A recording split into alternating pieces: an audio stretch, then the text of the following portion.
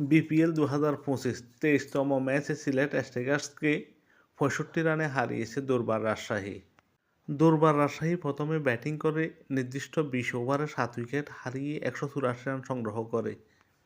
দুর্বার রাজশাহীর হয়ে সর্বোচ্চ ৪১ রান করেন রায়ান ভুরেল, ২৭ বলে ৪১ রান করেন, একটি ছাড়ও ৬টি ছয়ের সাহায্যে। দ্বিতীয় সর্বোচ্চ ৩২ রান করেন এনামুল হক ২২ বলে, ৩টি ছাড়, ২টো ছয়ের সাহায্যে। জিশান আলম করেন ২০ রান ১৮ বলে। এছাড়াও ইয়াসির আলী ১৯, মোহাম্মদ হারিস ১৯ রান করলে দুর্বার রাজশাহী ১৮৪ রানের ইনিংস গড়ে। সিলেটের হয়ে বোলিং করেন তাসকিন আহমেদ ৩.৩ ওভার, কোনো মেডেন নেই, ১৪ রান দিয়ে ২ উইকেট নেন। সানজামুল ইসলাম ৪ ওভার বোলিং করে কোনো মেডেন নিতে পারেননি, ২৫ রান দিয়ে ৩ উইকেট শিকার করেন। এছাড়াও জিশান আলম ৩ ওভার বোলিং করে ৩১ রান দেন। মৃত্যুঞ্জয় চৌধুরী ৩ ওভার ১৬ রান দিয়ে ২ উইকেট নেন। ১৮৫ রানের লক্ষ্য তাড়া করতে নেমে সিলেট স্ট্রাইকার্স ১৯.৩ ওভারে ১০ উইকেট হারিয়ে ১১৯ রানের বেশি তুলতে পারেনি। সিলেট স্ট্রাইকার্সের হয়ে জাকির হাসান সর্বোচ্চ ৩৯ রান করেন ২৮ বলে, ৬০টি ছাড় ও ২টো ছয়ের সাহায্যে। জাকের আলী অনিক করেন ৩১ রান ২০ বলে ৩টি ছাড়ের সাহায্যে। এছাড়াও জস মানসি ২২ বলে ২০ রান করেন। রনি তালুকদার ৫ বলে ৪ রান, পল স্টার্লিং ৫ বলে ২ রান, এনামুল হক ১০ বলে ৬ রান করেন।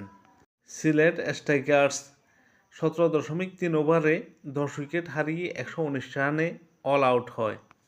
দুর্বার রাজশাহীর হয়ে বোলিং করেন Nahid Islam ৪ over ২০ run ২ wicket নেন। রুহুল মিয়া ৪ ওভার, কোনো মেডেন নেই, ৩২ রান দিয়ে ৩ উইকেট নেন। নাহিদুজ্জামান ৪ ওভার ৩৭ রান দিয়ে ২ উইকেট নেন। পল স্টার্লিং ১ ওভার বোলিং করে ১৯ রান দিয়ে কোনো উইকেট নিতে পারেননি। এনামুল হক ৩ ওভার বোলিং করে ৩৫ রান দিয়ে কোনো উইকেট নিতে পারেননি। এই ম্যাচে সিলেট পরাজিত হয় ৬৫ রানে। ম্যান অব দি ম্যাচ নির্বাচিত হন দুর্বার রাজশাহীর সানজামুল ইসলাম। ৪ ওভার বোলিং করে ২৫ রান দিয়ে ৩ উইকেট শিকার করেন এই বোলার। এক নজরে পয়েন্ট টেবিল দেখে নেওয়া যাক।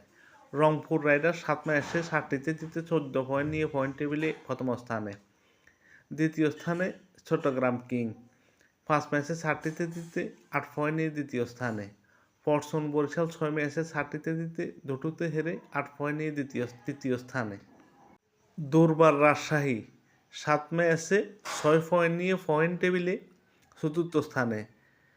খুলনা টাইগার্স ৬ ম্যাচে ৪ পয়েন্ট নিয়ে পয়েন্ট টেবিলে পঞ্চম স্থানে। সিলেট স্ট্রাইকার্স ৭ ম্যাচ খেলে ৪ পয়েন্ট নিয়ে পয়েন্ট টেবিলে ষষ্ঠ স্থানে। ঢাকা ক্যাপিটাল সপ্তম স্থানে, ৮ ম্যাচ খেলে মাত্র একটিতে জিতে ২ পয়েন্ট নিয়ে সপ্তম স্থানে আছে ঢাকা ক্যাপিটাল।